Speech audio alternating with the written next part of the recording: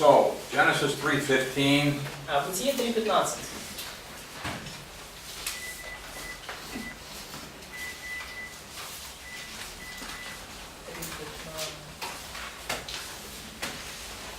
Okay, you have the same word used for striking the head as striking the heel. Итак, одно и то же слово используется для поражения в голову и поражения в пяту в еврейском языке. If the strike of the serpent is not deadly, then there's not much of a threat. Ну, и если укус змея не смертелен, то не такая уже это и угроза. I believe this is saying that indeed Messiah will die. И я думаю, что здесь говорится именно о том, что несмотря ни на что Мессия умрет. But through his death, he has victory over the serpent. Но благодаря своей смерти он одержит победу над змеем. All right. Now in Genesis chapter 3 in verse 16. И в Бытии 3 главе в 16 стихе. Okay, he's announced a curse on the snake. Итак, он уже провозгласил проклятие на змея And all animals. и всех животных. He's announced a curse on the serpent. Бог провозгласил проклятие на And Satan. змея и сатану. Satan, you're going to be destroyed. Сатана будет уничтожен By the seed of the woman. семенем жены. All right, now he continues in the following verses to announce a curse on the woman, then the man, then on nature. Но теперь Бог продолжает, и Он провозглашает проклятие на жену, на человека, и на жену, на женщину, на мужчину и на всю природу. To the woman he said, I will greatly multiply your sorrow and your conception. Жене сказал: умножу скорбь твою в беременности твоей. In pain you will bring forth children. В болезни будешь рождать детей. So there's going to be difficulty in conception and childbirth. И будут таким образом определенные сложности в зачатии и в рождении детей. That's part of the curse. Это часть проклятия. For her part in the fall. Ну, за участие Евы в There's also going to падении. be difficulty in marital relationships. И также будут трудности в семейных взаимоотношениях. Your desire shall be for your husband, but he shall rule over you. К мужу твоему влечение твое, и он будет господствовать над тобой. Okay, now this desire here is not sexual desire. И влечение здесь, речь не идет о сексуальном влечении. Okay? All single men want to believe that. Все неженатые мужчины хотят в это верить. All married men know it's not true. И все те, мужчины, которые в браке, они знают, что это неправда. But rather the desire here is a desire to manipulate. Но влечение, о котором здесь речь, это желание манипулировать.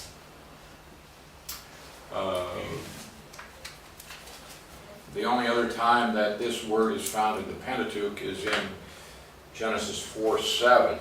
Единственный раз, когда это слово влечение еще раз встречается в Пятикнижии, это Бытие 4:7. Where God is speaking to Cain, где Бог обращается к Каину and he says, sin is crouching at the door, и говорит, что грех лежит у дверей, and its desire is for you, и он влечет тебя к себе, but you should rule over it. но ты господствуй над ним. It's saying here that sin wants to control you, to manipulate you, to use you. То есть, иными словами, грех хочет контролировать тебя, манипулировать тобой, использовать тебя. He says, but Но, you should control sin. но ты должен господствовать, контролировать грех. So in chapter 3, verse 16, И в Бытие 3 главе 16 стихе he's saying to the woman, you're going to want to manipulate your husband, but он говорит Бог жене, что ты будешь хотеть манипулировать мужем своим. ultimately he's going to rule over you. но в конце концов он будет господствовать над тобой. So there's going to be conflict in marital relationships. То есть будут определенные конфликты в семейных взаимоотношениях. In verse 17, В 17 стихе he said to Adam, Бог сказал Адаму: because you have heeded the voice of your wife and have eaten from the tree, за то, что ты послушал голоса жены твоей и ел от дерева, the ground is cursed because of you. проклята земля за тебя. And in toil you shall eat of it all the days of your Со life. скорбью будешь питаться от нее во все дни жизни твоей. Both thorns and thistles it will bring forth for you, Терния и волчцы произрастит она тебе, and you shall eat the herb of the field. и будешь питаться полевой травой. In the sweat of your face you shall eat dust till you return to the ground. В поте лица твоего будешь есть хлеб, доколе не возвратишься в землю. Now, he's saying, out of the ground you were taken, dust you are, to dust you shall return. Ну и сказано дальше, из которой ты взят, ибо прах ты, и в прах возвратишься. Now, what is this curse? Но в чем заключается проклятие? Life is hard, and then you die.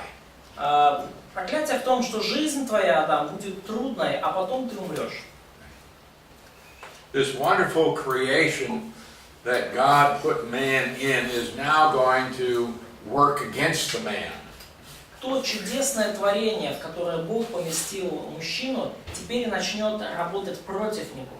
Man is going to have to work in order to provide a living. Мужчину придется работать, чтобы обеспечить свою жизнь. He has to work in order to eat. Ему придется работать, трудиться, чтобы поесть. But Но nature is going to fight against him. природа будет бороться, сражаться против него. It's going to be a struggle all of his life. Всю его жизнь это будет борьба. So he's saying you're going to have to work hard, then you're going to die.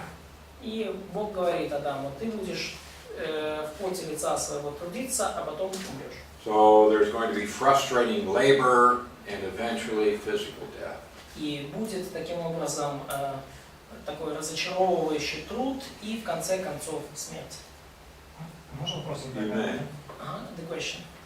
Это относится только вот к природе или вообще к любым видам деятельности человека? Первый вопрос.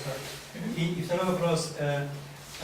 Можно ли сказать, что это является как и Божьим заданым для человека сейчас, там работать в поте лица, проходить через трудности? Если он это избегает, тогда это для него же на самом деле будет хуже. То есть первый вопрос. Это сектор деятельности. Can we say first that this curse is only about the work on the ground? Agriculture. It's agricultural work, or it is the curse is more wide and it includes any work man is doing. This is the first question, and second question,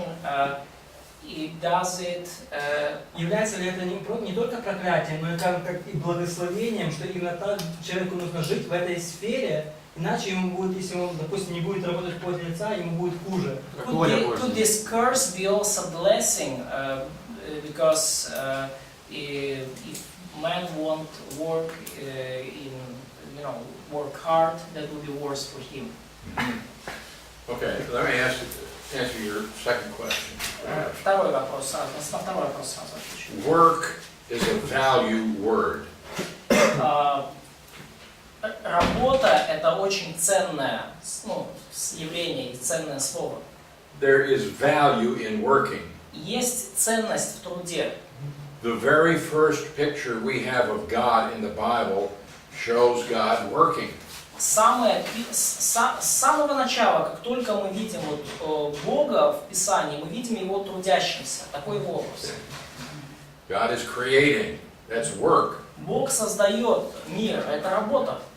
And He gives man a job in the garden. И Он дает человеку работу в саду. So even in the perfect environment of Eden, man had a job. И даже в совершенном, среди совершенной окружающей среды Эдемского сада у человека была работа. So it's not work as such, То есть проклята не работа как таковая. but what we're going to have now is work that is frustrating.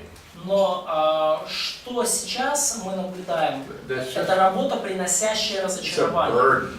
Работа, которая является бременем. There are some things you do and you take great pleasure in doing. И есть какие-то вещи, которые вы делаете и получаете от этого огромное удовольствие. But oftentimes work is just frustrating and tiring. Но очень часто работа — это нечто, что приносит разочарование, то, что вас выматывает.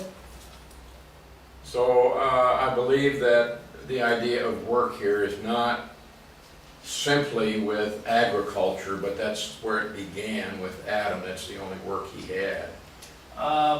Я не думаю, да, отвечая на первый вопрос, что это относится только к работе на земле, к сельскохозяйственному труду, но это просто то, с чего началось это у Адама. Потому But we что он see, работал на земле. for example, Abel is a shepherd. Но мы видим, например, что Авель, он уже скотовод. Okay, so that would also have its own frustrations. И у него были там, видно, свои разочарования и трудности.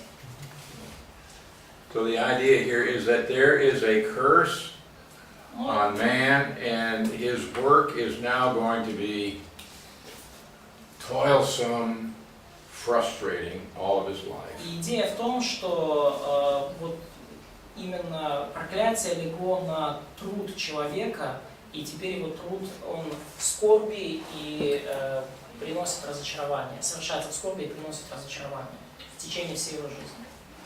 Значит, например, если какой-то человек может иметь деньги и не работать, будет ли для него это хуже, если он работает и проходит через трудности? So, if some person has money and is able not to work because of having some assets, will it be better for such person to work than not to work? И испытывать свои Well, I think трудности, if you And to go through these challenges. the principle here is something that's general. Ну, принцип здесь, в общем-то, общий. Yeah, there's some people that are born with wealth and they don't have to work. Ну, есть люди, которые рождены в богатстве, But, и они не обязаны работать. Without work, our lives are really pretty meaningless. Но без работы, без какого-то труда наша жизнь, по большому счету, бессмысленна. We need to accomplish something. Нам нужно чего-то достигать. And if we don't, then life is just very empty. И если мы этого не делаем, то жизнь становится очень пустой. Это проклятие будет действенно до тысячелетнего царства, так? So this curse is going to be active before millennial kingdom, yes? Для всех. For everyone. Yes. Да. Yeah.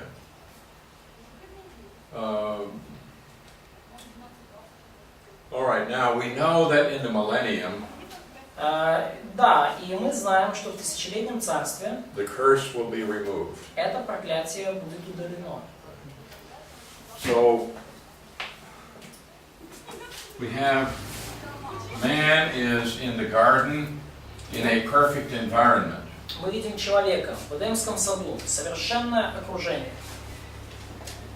Everything in the world is perfect. Все в мире просто устроено самым лучшим образом. Man is able to work, Человек может трудиться, but it's a great joy. It's very productive. но этот труд приносит великую радость, и он очень продуктивный, эффективный. But now, after the fall, nature is cursed. Но теперь, после грехопадения, земля проклята. And this is going to continue until the second advent of Christ to the earth, И это все будет продолжаться до второго пришествия Христа на землю. when he will establish a literal 1,000-year reign on the earth. Когда Иисус установит буквальное тысячелетнее свое правление на земле. And then the curse will be removed. И это проклятие будет удалено. No longer will there be wild animals, Не будет больше диких животных, poison animals, ядовитых животных, plants with thorns. сорняков. The curse will be removed. Yes? А вот еще Проклятие такой будет вопрос. удалено. Может, он немножко, зачем вообще проклятие? So, There is a question, why was this curse? What was the purpose of this curse? This is a curse because of man's sinfulness. Ну, проклятие было по причине человеческой греховности. And in the plan of God, He is going to allow evil. И в плане Божьем, согласно своему плану, Бог допускает зло. All manner of evil. Бог допускает зло и всякие разные виды зла. Both spiritual and physical and natural. И это касается духовного зла, природного зла и там, человеческого зла и так далее. So that at a point in the future, He can totally eliminate evil. И в какой-то момент в будущем Бог полностью это зло устранит. So that it will not even be a possibility after the curse is removed. И даже не будет возможности для любого рода зла после того, как проклятие будет снято. Now, in Romans 6:23, who knows this verse? Romans 6. 23. Итак, Римлянам 6:23. Кто знает этот стих на память? Don't you look that up? Не Don't look that up. Не You подсмотрите. know this verse. Ты знаешь этот стих? Да. Возмездие за грех смерть. Дар Божий. Заплата за грех смерть, а дар Божий вічне життя. Question. Вопрос. What kind of death is that? О какой смерти речь? Okay, there are how many different kinds of death in the scripture? И вообще, сколько видов смерти в Писании? 7. At least 7. Как минимум. Okay, so what kind of death is this? Хорошо, о какой смерти речь здесь? Духовная. Spiritual. Духовная? Anybody other have an idea? Я думаю, физической. Физика. Physical, okay. Anyone else? Еще кто-нибудь? Фізично, тому що там Фізика. вилучається дар Божий це вічне життя. Because gift of God is a eternal life. Okay. А, So, okay, let's say we have narrowed this down to 2 kinds of death. Хорошо, сузим вопрос до 2 видов смерти. Now we have to determine which it is. И теперь нам надо определить, о какой же из них речь. Okay, so we can have spiritual death И вот у нас есть духовная смерть or physical death. или физическая смерть. How many think it's spiritual? Кто из вас думает, что речь о духовной смерти? Поднимите руку. Okay, that's 2/3 of you. 2/3 вас. Okay, so majority is always right. Что, большинство всегда право, да? Не, где-то посередине, может быть, истина. Maybe truth is somewhere in between. Well, then we're going to have, or you're going to say it's both. Ну, или тогда надо сказать, что это обе. Okay, so how are we going to determine whether it is spiritual or physical? Как же нам определить, духовное это или физическое? Контексты. Да. Контекстуале. Ну, глава же говорит о возрождении духовном, о крещении, там все в духовном плане. Because chapter in general talks about spiritual rebirth, about spiritual baptism, and the overall context is spiritual. Тут говориться про плід, і потім говорить, я думаю, що фізично. It talks about the fruit, benefit it leads to holiness, and she said that probably it's about physical death. Okay. We cannot just assume. Но мы не можем просто предполагать. We have to have a good biblical basis for our position. Нам нужно хорошее, солидное библейское основание для нашей позиции. Okay,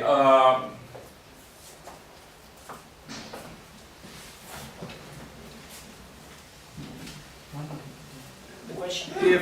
if Jesus paid the penalty for sin, Если Иисус заплатил плату, наказание за грех, and the penalty for sin is death, и если наказание за грех смерть, возмездие за грех смерть,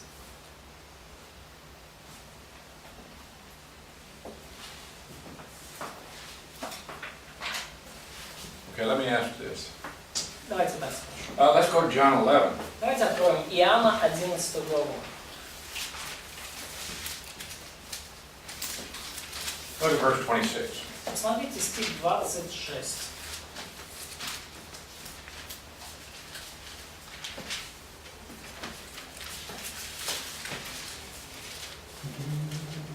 Read that. Прочитайте. Всякий, живущий и верующий в Меня, не умрет вовек. Веришь ли этому? You believe that? Веришь ли этому? Question. Are you going to die? Умрете ли вы? Мы не знаем. We don't know. Probably. Наверное. Probably. Скорее всего, вы умрете. I expect to die. Я ожидаю, что я умру. I hope not real soon, Я надеюсь, не очень скоро. but I expect that I'm going to die. Но я ожидаю, что я таки умру.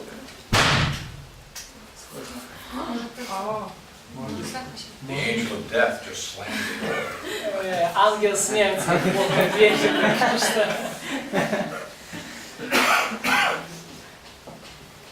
Now, if Jesus removes the penalty for sin when we put faith in Him, И если Иисус взял на себя наказание за наш грех, когда мы в Него уверовали,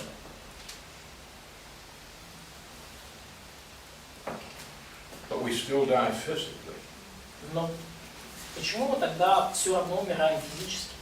right? John 5:24. Who memorized that? Иоанна last night? 5:24. Кто запомнит на память? Истинно, истинно говорю вам, слушающий Слово Мое и верующий в пославшего Меня на суд не приходит, но перешел от смерти в жизнь. Вечно истинно, истинно говорю вам, слушающий Слово Мое и верующий в Меня, имеет жизнь, пославшего Меня, имеет жизнь вечную, и на суд не приходит, но переходит от смерти в жизнь. Перешел. Okay, he has passed from death unto life. Он перешел от смерти в жизнь. The wages of sin is death. Но возмездие за грех смерть.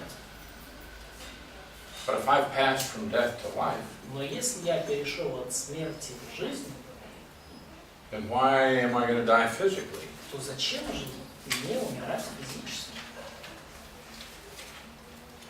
Такая Божья воля. There is a will of God. Hmm? That's God's will. Но будет еще и искупление тела, и поэтому Да, смерть да. Христа, она сработает еще в моей жизни. В But какой-то момент. there should be glorification of my body, and death of Christ will work in this way also in this moment. When resurrection and glorification of body talks about that. What we can know is that the wages of sin is not physical death. Но что мы можем понять, что возмездие за грех – это не физическая смерть. Understand that. Поймите это. It is not physical death. Это не физическая смерть. It is a consequence. Физическая смерть – это последствие. It is a part of the curse. Это часть проклятия. Простите? It's a part of the curse. Это часть проклятия, It's not the penalty of sin. но это не возмездие, не наказание. за I грех. die because I live in a cursed world. Я умираю, потому что живу в проклятом мире. And it's also a consequence of sin in my life, to be sure. И, вообще говоря, это также может быть последствием греха в моей жизни. But it's because I am under a curse. Но Вообще это происходит просто потому, что я под проклятием. And even though I am a child of God, И даже несмотря на то, что я дитя Божье, I'm still living in a world that is under a curse. я все равно живу в мире, который находится под проклятием. But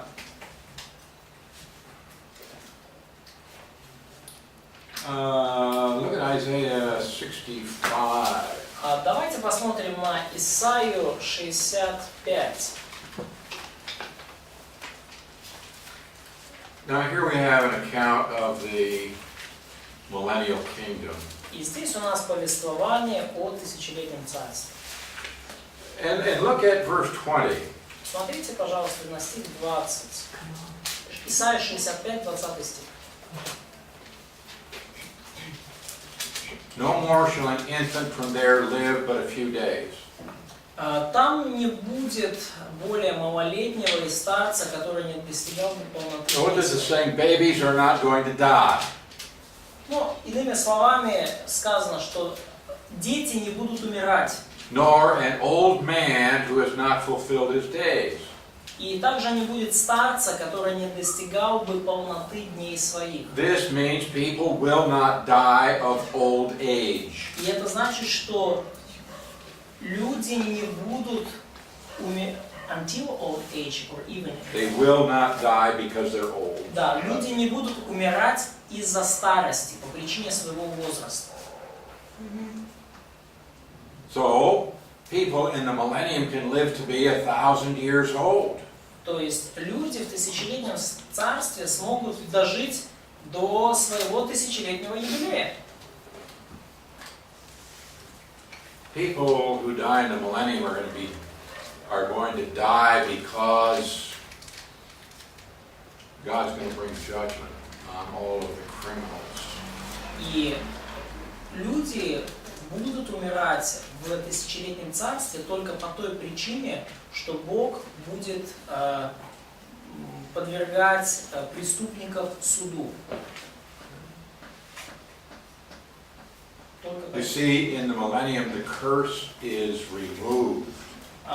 Мы видим, что в тысячелетнем царстве проклятие будет снято. So people aren't going to die. То есть люди не будут умирать. And labor И труд также. is going to be different in the millennium. Труд, работа также изменится. Isaiah in verse 23, they will not labor in vain. В стихе 23. Не будут трудиться напрасно. I go out in my garden and I pull the weeds. Я иду в свой сад и выпалываю сорняки. Next week I have to do it all again. И на следующей неделе мне то же самое надо снова делать. And sometimes work is frustrating. You work and it doesn't accomplish what you want it to. И иногда работа может приносить сильное разочарование, когда ты работаешь, трудишься, вкалываешь и не достигаешь чего хочешь. Here the nature of labor is going to be changed because the curse is gone. Но тут мы видим, что природа труда изменится, потому что проклятие будет удалено. So what we have is man living under a curse. И что мы видим? Да? Что человек живет под проклятием. That's why we die physically. Это причина, по которой мы умираем физически. It's why we have sickness and suffering, Почему в нашей жизни случаются болезни, страдания, natural disasters. различные природные катаклизмы случаются. It's all related to the curse. Все это связано с проклятием. The day will come when that curse is removed. Но придет тот день, когда проклятие будет удалено. And of all the belief systems in the world, only the Bible teaches about evil having a beginning and having an end. И из всех систем верования и мировоззрения, которые только есть в мире, только Библия учит, что у зла есть начало и у него будет конец. Right now we are living under the curse. И да, прямо сейчас мы живем под проклятием. And while the penalty of sin can be removed from us, И хотя наказание, плата за наш грех с нас снята, we can go from spiritual death to spiritual life. мы не платим за наши грехи, мы переходим от духовной смерти к So the духовной. penalty is removed, Итак, наказание за грех, плата за грех снята с нас. but I still live in a cursed world. Но все равно мы продолжаем жить в падшем I still мире. have to work, Все равно мне надо работать. and then I'm going to die. И все равно я в конце концов умру. Of course, when I die, I go to be with the Lord. Ну, конечно, когда я умру, я-то буду с Господом. All right. So, what we see in Genesis chapter 3, И что мы видим в Бытии 3 главе? very important. Это нечто очень важное. Why do we have problems in the world? Почему у нас в мире есть проблемы, столько проблем? It's because of the fall of man. По причине грехопадения человека. God gave a command, man violated it. Бог дал заповедь, человек ее нарушил. Man became a sinner. Человек стал грешником. And all propagation is after its kind. All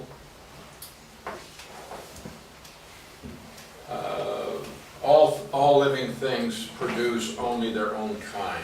Да, и все живое, оно производит потомство своего рода. Все, что происходит после, оно имеет ту же природу. So this is true in the plant world. И это верно в мире растений.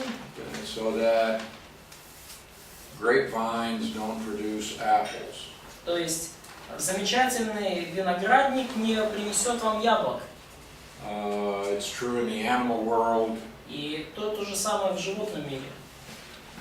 Birds do not produce snakes. Птицы не рождают змей. Cats do not give birth to fish. Коты не рождают рыбу. Okay. Dogs do not give birth to cats. А собаки не рождают котов. Everything is after its kind. Все производит потомство по своему роду. So there is no evolution. И потому нет места для эволюции. There's got to be 1,000 different kinds of dogs. Ну, конечно, есть тысячи различных видов All the собак. way from these tiny chihuahuas Начиная с этих малюсеньких чихуахуа, to the Great Dane. ну и до огромных сенбернаров. You have dogs with long hair, dogs with no hair. Есть очень такие волосатые собаки, а есть такие, на которых кожа и кость. Okay, long ears, short ears. Маленькие, много шерсти, мало шерсти. They're all dogs. Но все они собаки. And they all came from one pair. И произошли они все от какой-то пары собак. Everything is after its kind. Все дает потомство, все продолжается по роду своему.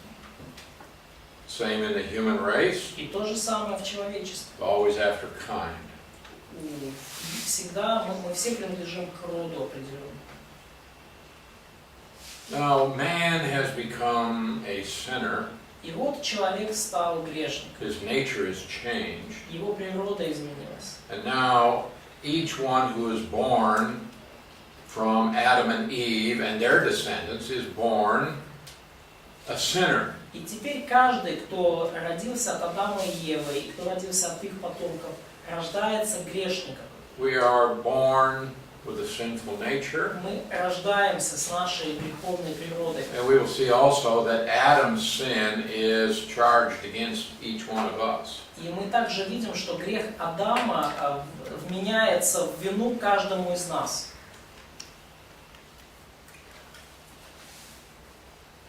So we need a Savior. И потому нам нужен Спаситель. Because what the man and the woman did in the garden ruined the entire human race. Потому что то, что Адам и Ева совершили в Эдемском саду, разрушило все человечество. All right, let's go back to Genesis 3. Хорошо, вернемся к Бытию 3 главе. Okay, God has told Adam, you're going to die. Бог сказал Адаму, ты умрешь. And then in Genesis 3:20, И потом в 20 стихе, right after God said to Adam, you're going to have a frustrating life, then you're going to die. сразу после того, как Бог сказал Адаму, что у тебя будет такая очень трудная жизнь, полная разочарований, в конце которой ты умрешь, Adam gave his wife a name. сразу после этого Адам дал имя своей жене. And what did he call her? И как он ее назвал? Life. Life. Он назвал ее Ева, что означает жизнь. In Hebrew, her name is life. Еврейское слово вот Ева обозначает жизнь. Now, this is amazing. God just said you're going to die. Это потрясающе. Бог только что сказал, ты умрешь. Why would he name her life? А почему он сразу после этого назвал ее жизнь?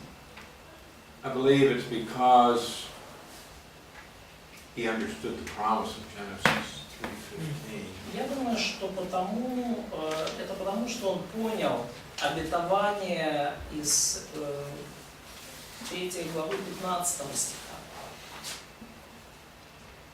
He called his wife life. Назвал свою жену жизнь. Потому что семя, Because of his future seed. I think he understood. Я думаю, что он понял. If she's going to have seed, she's going to have life. Если у нее будет семя, Life will come from her. то будет жизнь, да, то есть от нее произойдет жизнь. And I believe that he understood the promise of Genesis 3:15. И я думаю, что Адам понял обетование Бытия 3:15. He believed God's promise that one would come and destroy the serpent.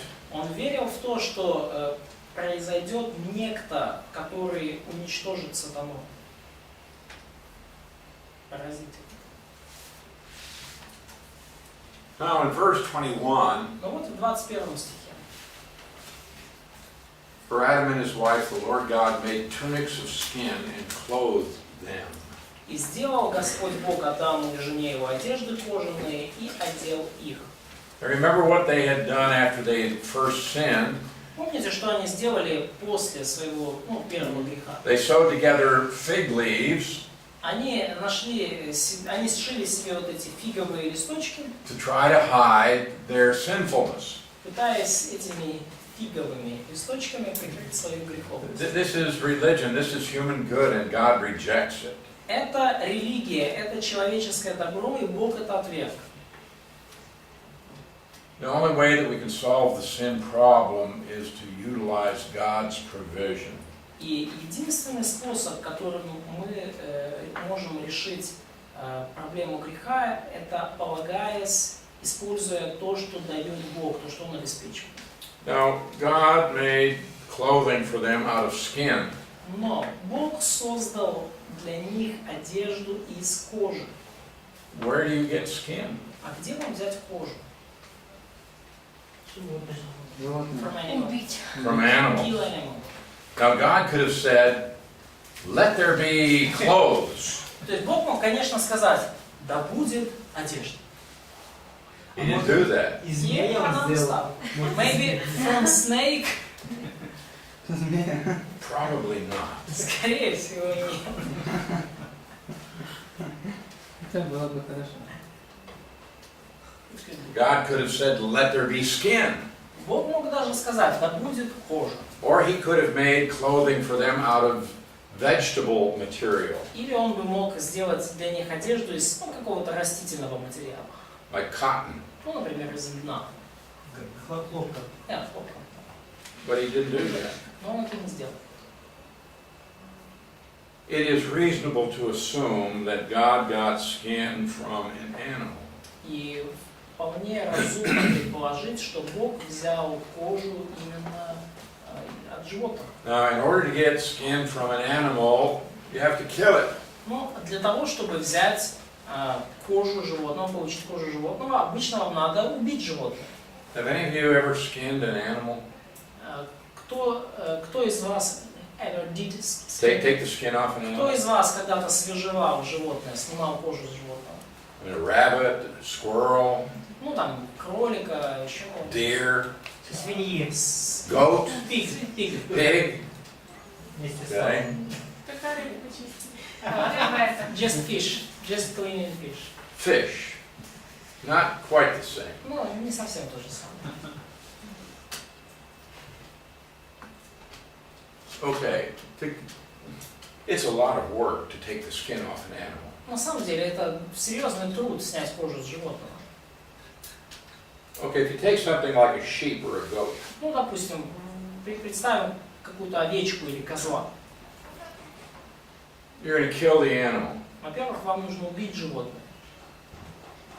Now picture this, if God said to Adam, okay, here's a knife, И представьте, например, вот, как будто Бог сказал Адаму: смотри, вот это нож. I want you to take this sheep Я хочу, чтобы ты взял эту овечку and cut its throat up here, и вот ей глотку здесь вот перерезал. and the animal will bleed out И животное, оно, понятно, после этого истекает кровью and die. и умирает.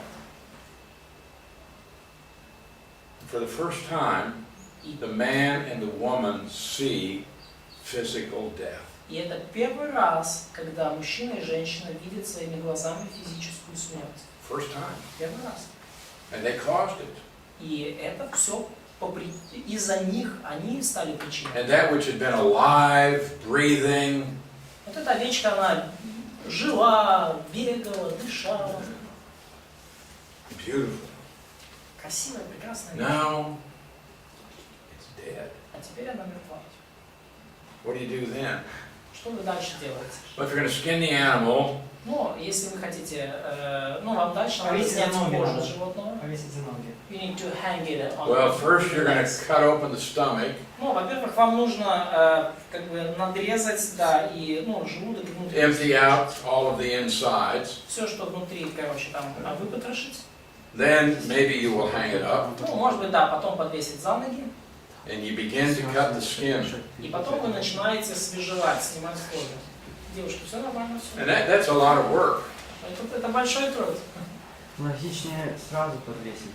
Потом перерезать горло и подвесить. Издеваться не надо. Технологии. Okay, and finally when you pull the skin off it, В конце концов, когда вы снимете кожу с этого животного, you can't just make clothes out of that. вы же не можете прямо сразу сделать из этого одежду. And now you're going to stretch that skin out. Теперь эту кожу надо растянуть. Usually put pegs down and you've tied the corners. Да, то есть вы обычно там какие-то веревочки, там как это, Then you щепки, begin to scrape the flesh off. Потом начинаете соскребать, как плоть, мясо там с оборотной стороны. Scrape, scrape, scrape, a lot of work. Соскребаете, тоже куча работы. Then you have to treat the skin, Ну и потом вам нужно эту кожу обработать. otherwise it gets very stiff. Ну, иначе она станет, ее надо пропитать, иначе она It'd станет be жесткой. like trying to wear a piece of cardboard. Ну, попробуйте одеть на себя кусок It's картона. possible, but it's not very comfortable. Возможно, но не очень удобно, не очень комфортно. And then, when you finally have all of this prepared, then you can cut the skin, Ну и после того, как вы вот ее уже там все пропитали, высушили, вы sew it тогда together разрезаете, сшиваете вместе, so that it fits. чтобы как бы по размеру было. So I think that this was not a quick process. То есть я не думаю, что это был такой уж быстрый процесс. And I think that the man and the woman had to go through this entire process И я думаю, что мужчине и женщине пришлось пройти через весь этот to процесс. teach them something about the consequence of their sin И Бог через это учил их о последствиях and to греха. understand God's provision for them. И давал им понять, как Бог дает им все необходимое, So обеспечивает. an innocent animal had to die in order to provide a covering for them. То есть невинное животное должно умереть, чтобы обеспечить покрытие для их тела. Just as in the future, an innocent sacrifice И точно так же, как в будущем, невинная жертва would die on the cross умрет на кресте, so that we might be clothed in his righteousness. чтобы мы могли быть одеты в его праведность. Вопрос был? Oh, А там, не придумал. А может ли это быть как Авель, Каин и Авель, то, что они через эту историю, они понимали идею о жертве, когда... we'll talk about that in just a minute. Мы поговорим об этом буквально через минуту. Okay. Ладно, другой вопрос. Next question. Змея и Иуда похожи в этом плане как-то, типа, ну, змея по большому счету не выбирала, потому что она виновата, и Иуда также тоже. He asked, can we compare serpent and Judas, because serpent did not choose to to let Satan indwell him, and we can say also about Judas Iscariot, who devil indwelled him also. No, it's different. Нет, там разное. It's very different. Там все отличается уже. Judas is a man Иуда человек, made in the image of God созданный по образу Божьему, with the ability to choose. со способностью выбирать, He принимать rejected the Savior. Он отверг It Спасителя. was his decision to betray him. И его решение предать Спасителя. Okay. All right. Хорошо. So, what we have here in God clothing the man and the woman in skin, Что мы видим здесь, когда Бог одевает мужчину и женщину в одежду, в кожу? it becomes a picture of what Christ would do on the cross. Это становится образом, иллюстрацией того, что Иисус сделает на кресте. Okay. Then God drove the man and the woman out of the garden. И затем Господь высылает Адаму и Еву из Эдемского сада. And he put angels at the entrance to the garden И он ставит ангела на входе в сад with a flaming sword. с пламенным мечом. Why a flaming sword? А зачем пламенный меч? The sword is a symbol of Меч — символ чего? Смерти. Огонь. I think it just intensifies the picture of the sword. Ну, я думаю, что вот этот пламенный просто делает вот образ меча еще более таким насыщенным и ярким. But the picture is this. Но образ в чем? You try to get in here, you're going to die. Попытаетесь снова сюда забраться, умрете. That sword is an instrument of death. Этот меч — это инструмент смерти. And he did that to keep the man out of the garden so he wouldn't go eat of the tree of life. И Бог сделал это для того, чтобы не допустить человека назад в сад, чтобы он не смог съесть еще и дерево жизни. It would be a horrible, horrible thing to live forever in a sinful body with a sinful nature. Ну, не съесть от дерева жизни. И это было бы совершенно ужасной, ужасающей вещь. Жить вечно в грешном теле, имея греховную природу. So God kept them out of the garden. Поэтому Господь их удалил из сада и Alright. запретил их сад. Chapter 4, verse 1. Итак, дальше, 4 глава, 1 стих. Adam knew Eve, his wife, and she got pregnant and gave birth to Cain. Адам познал Еву, жену свою, и она зачала и родила Каина. And said, I have acquired a man from the Lord. И сказала, приобрела я человека от Господа. Now we need to say something about the translation. И нам тут кое-что надо сказать по поводу перевода. You have both Господа. Okay. In the Hebrew text there is no preposition. В еврейском тексте нету этого предлога «от». То есть в еврейском тексте буквально просто So приближает instead человека. of both, we just need to put in a colon. То есть вместо от просто пробел надо поставить. Okay, so that, no, we're going to have, Ага, не пробел, прошу прощения, двоеточие. Как понять? I'll explain. How to understand it? What Eve said was, I have acquired a man. Что хотела сказать Ева? Я приобрела человека, Yahweh. человека Яхве, Бога человек. человека Господа. So, kind of God-man. No. Сущий.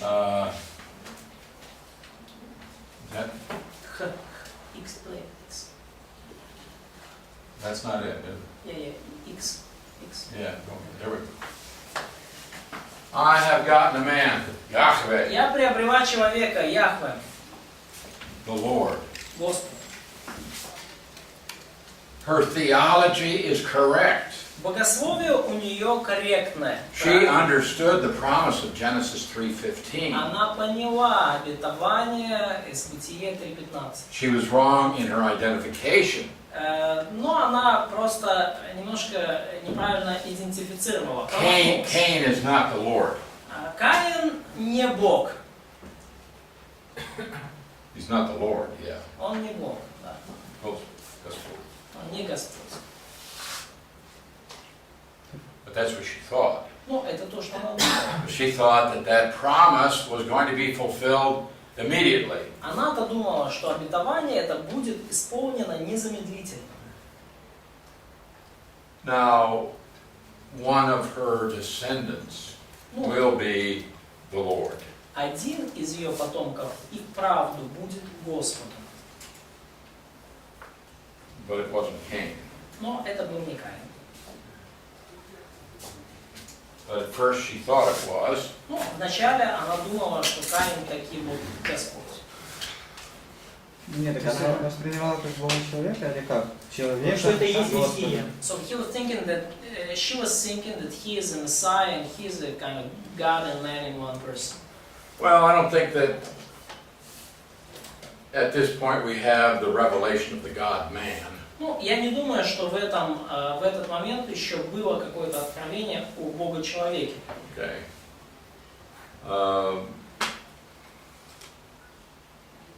But that the one she gave birth to Но тот, кого она родила, would be the Lord.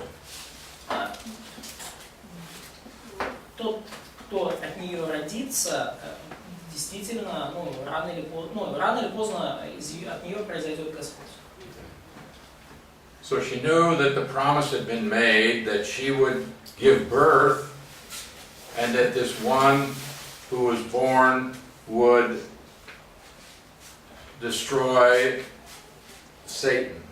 То есть она понимала, да, что она даст рождение кому-то, кто уничтожит, сокрушит сатану.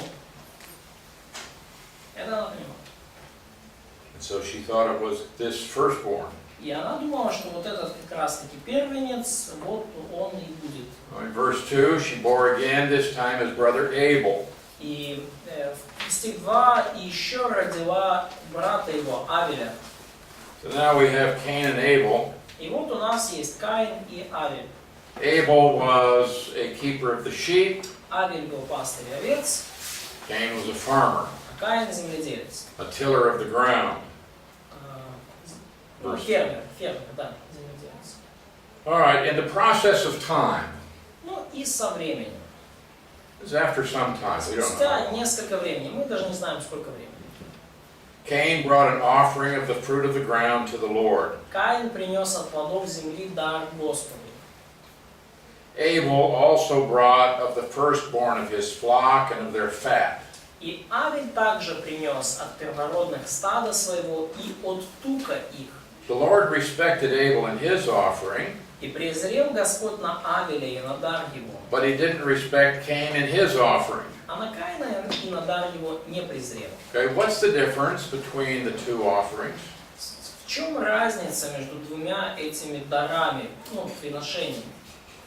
Смерть. Death? That would be one Послушание. difference. Это будет одна разница. Obedience. Obedience. Ну да.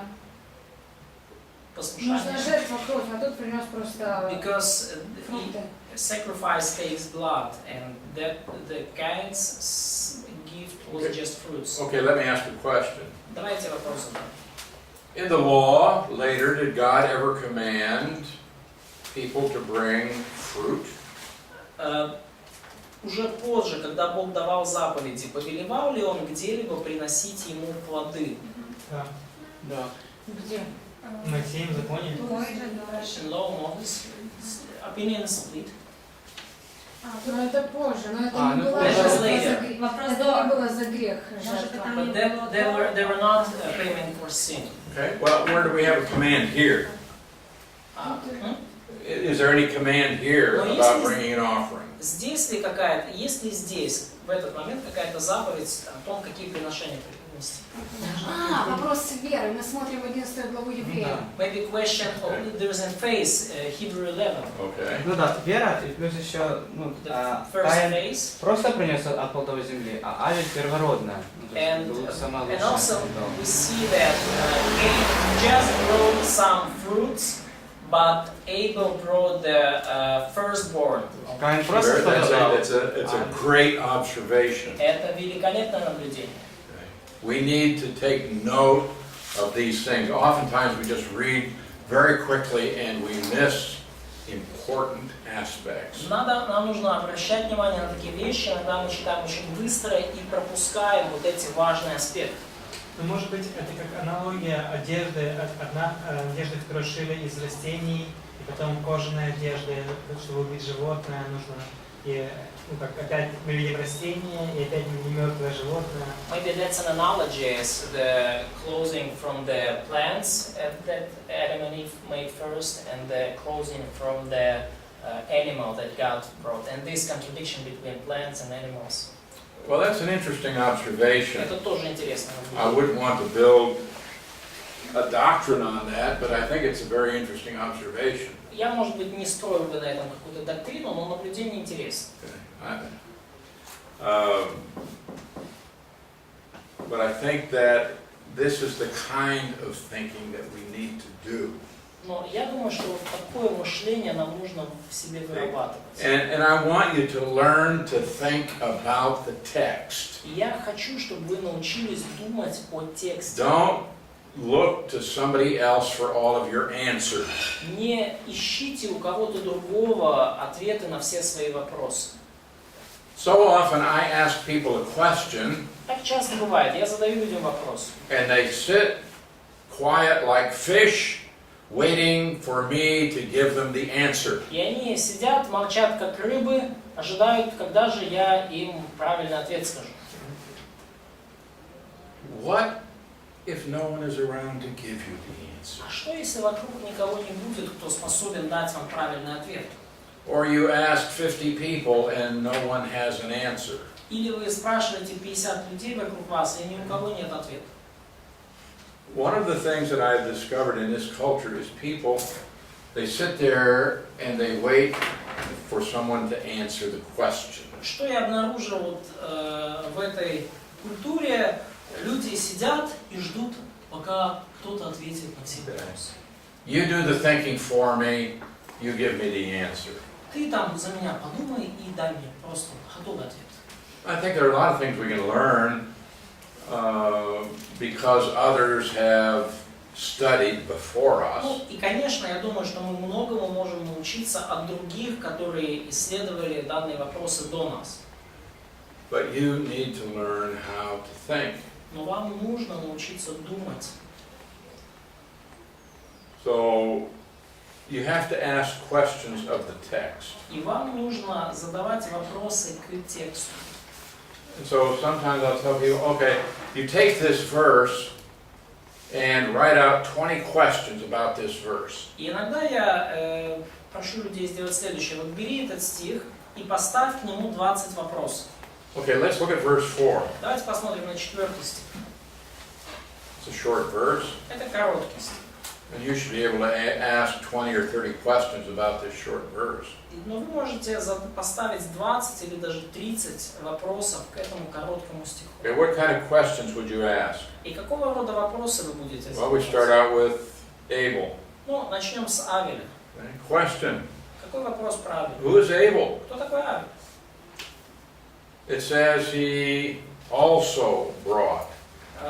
Написано, что он также принес. What does it mean, also? Что значит также? Чуть позже.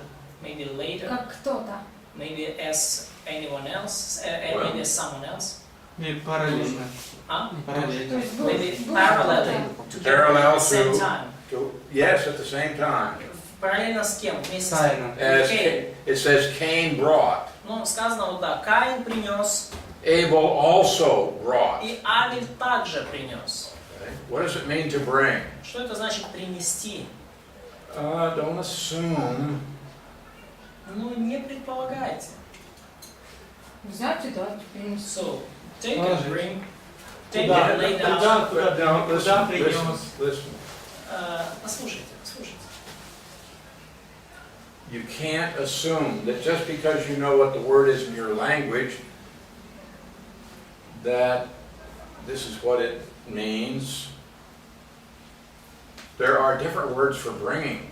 И, ну, вы не можете предполагать просто потому, что вы знаете, что означает слово в вашем The Hebrew языке. language Есть разные слова для слова, ну, принести, and разные the Greek значения. language, they have words that specifically mean to bring a sacrifice. В еврейском и греческом языке есть специальные слова именно для обозначения того, что приносят жертву. It's not the same thing as bringing your lunch to school Это не то же самое, что принести свой обед в колледж. or bringing your friend to church. Или привести своего друга в церковь. Okay. So I need to investigate, what does this word brought mean? И вот мне нужно уточнить, что же вот конкретно это слово «принес» обозначает. Okay, it says he brought the firstborn. Итак, он принес от первородных. What does that mean? Что это значит? What is the firstborn? Что такое первородный? Первый. Нет, кто родился первый. The one who was born first. Okay. В нашей семье. And why is that significant? И почему это важно? Pure. Pure? Probably not. Ну, скорее всего. Ми визнаємо, що це належить Богу, що Бог йому дав побачок. Где это было? Ну, переворот, якщо Сама перепишемо, дає Богу There was a law later or even command to give God first, to give to God everything firstborn, everything. Може саме найдорожче, найцінніше, тому що це перше. Да, это Maybe that's most valuable. По-одному. Most valuable, and the firstborn is most valuable. Why? Почему? может Почему ценишь? По одному. No. Тому що це саме перше, ти його чекаєш, воно так Because it is first, you waited most of all. Потому Давай. что когда ты отдал первое, у тебя ничего нету. Because Ты when ждешь, you что родится следующий. gave first, you don't have anything else. You should wait until second will burn. І не знаєш, що буде взагалі And you ще. don't know, will you have something after this first Или burn? наоборот выражаешь веру, что будет. Or maybe you explain, you reflect your faith in that, in the fact that something will come after this first burn. Okay. These are all good observations. Это все замечательное наблюдение. So we have to ask this question, Но нам нужно задавать такой вопрос. why is the firstborn significant? Почему вот этот первородный имеет значение? Почему это важно? Now, you mentioned that the law is given later. Ты упомянула, да, что закон был дан позже. That's true. Это истина, это правда. But we must keep in Но mind нам нужно держать в голове. the original audience for this book. Изначальную аудиторию этой книги, первых читателей этой книги. Who will be the first readers of this book? Кто были первые читатели книги Бытия? Иисус Навин. Joshua and Hebrews and Desert. Okay, probably the people in the desert. Ну, скорее всего, народ, который был в пустыне. Or, even if it's Joshua, ну или даже если это Иисус Навин, and the children of those who came out of Egypt. ну или дети тех, кто вышел из Египта. When they read firstborn, Когда они читали Слово they will Первородное, put this into the context of the law. они-то уже это помещали в контекст закона. They have just received the law from God at Mount Sinai. Они только что получили закон от Бога на горе Синай. God said, the firstborn is mine. И Бог сказал: все, первенцы все мои. You give me your firstborn. Вы мне даете своих первенцев.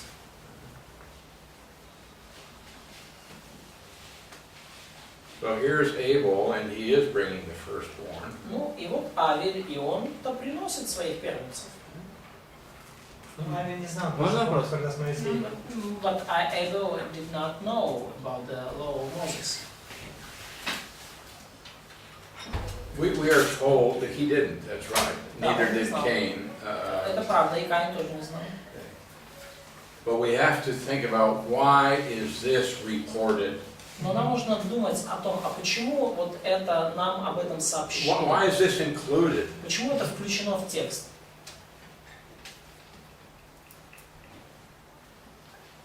Now, Katya had mentioned a little while ago from Hebrews 11:4. Катя вот упомянула уже до этого насчет Евреям 11:4. By faith, Abel offered to God a more excellent sacrifice than Cain. Верою Авель принес Богу жертву лучшую, нежели Каин.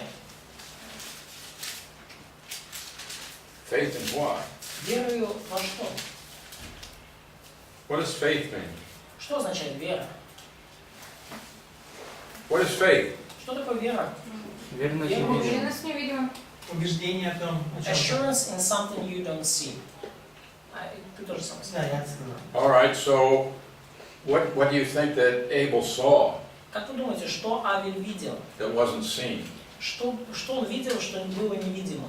Бытие 3:15. Genesis 3:15, Perhaps. возможно.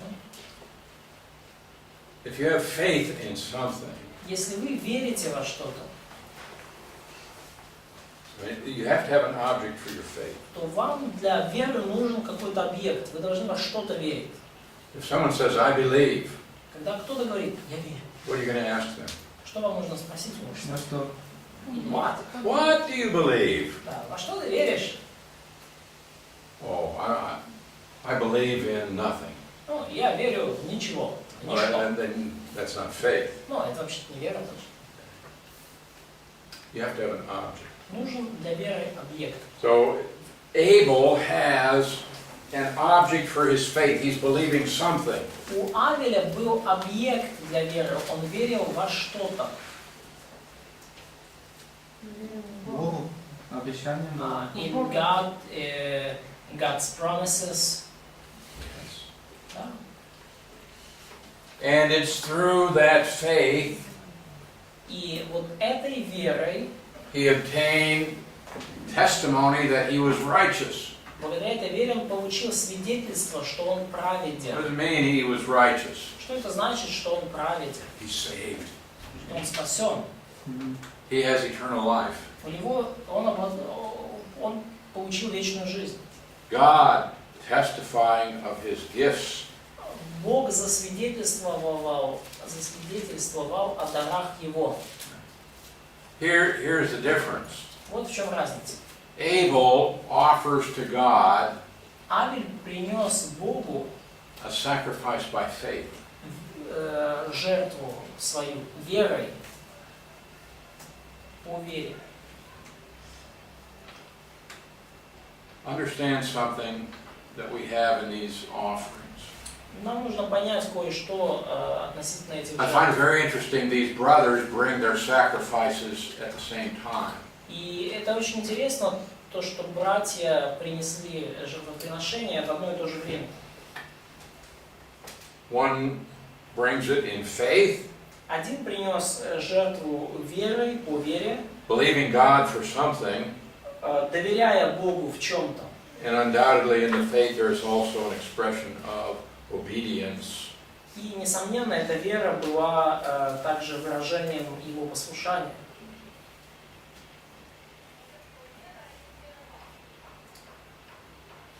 But we see that Abel, he brought the firstborn. Но мы видим, что Авель принес первородное. Why would he do this? Зачем бы ему это делать? I believe he was instructed to do it. И я верю, что он был наставлен так Why сделать. would he bring an offering at all? Вообще, зачем бы ему приносить жертву, в принципе? Why? Зачем? We don't find a command written here that they should do this. Нет заповеди, записанной тут в тексте, что они должны это делать. But I believe that they had been instructed to do so. Но я верю, что они получили определенные инструкции, наставления, чтобы сделать это. All right, we go on in the verse if we're asking questions. И мы двигаемся дальше по этому стиху, задавая вопросы. What does it say after he brought the firstborn? И что сказано после того, как он принес от первородных стада своего? Презрел Господь на Авеля и на Авеля. Lord looked with favor on Abel. No, he brought from the flock. What is the flock? Да, сказано, что он принес от первородных стада своего. Что такое стадо? Стадо. It's a flock. Flock of what? Стадо чего? Animals. Geese? Овец. The sheeps. Быков. Почему? Bulls. Bulls? Ну, был No, овец. no. Овец. Okay. Here again, we cannot speculate. На самом деле мы не можем тут The ничего. Bible defines for us what the flock is. Нам не надо здесь заниматься догадками. Библия дает нам определение того, что есть It's стадо. either a sheep or a goat. По Писанию стадо это или овцы, или козлы. That's a flock. Это стадо. It's not from the herd, Это не от стада. which would be a bull, cow. Здесь есть разница. Ну, как бы в английском языке есть как flock и herd. То есть два слова, которые мы оба переводим как стадо. Но flock это как козлы и овцы, а вот herd это уже более крупный рогатый скот. Да? Есть средний или там мелкий скот. Получается, всех первородных? Всех первородных. Всех От первородных стада. Первородных от стада, но слово использовано, которое означает мелкий скот. А если у него стадо, значит у него было раньше другие первородные. So if he has a flock, so probably he had some firstborns before. What? If he is owning flock, so a lot of sheep, he probably had some firstborns before. So probably there were some production of this flock. Well, he might have gotten them from his father. Ну, он мог от отца получить эти I don't know. стада. Я не знаю. Okay.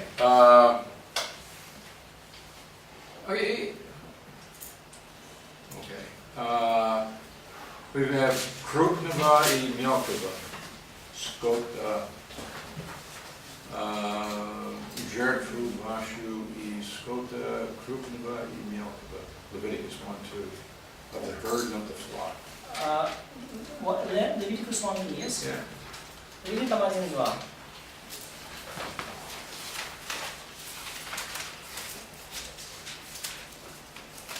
Да, объяви сынам Израилевым и скажи им, когда кто из вас хочет принести жертву Господу, то если из скота, приносите жертву из скота крупного и мелкого.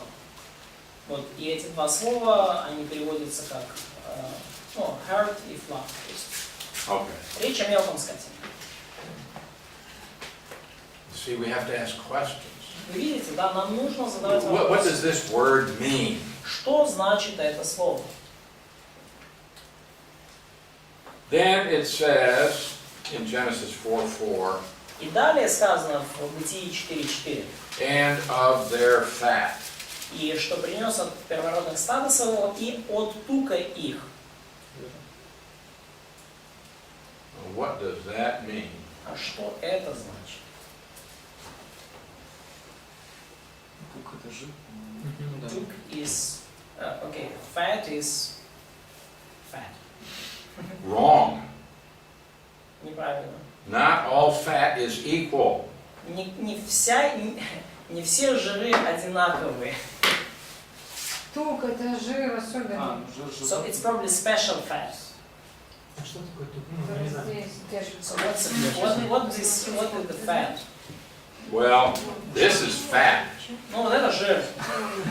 That's general fat. Ну вот это такой That's not what he's talking about. жир как бы в целом, да? Let's go take our break. Но тук это особенный жир.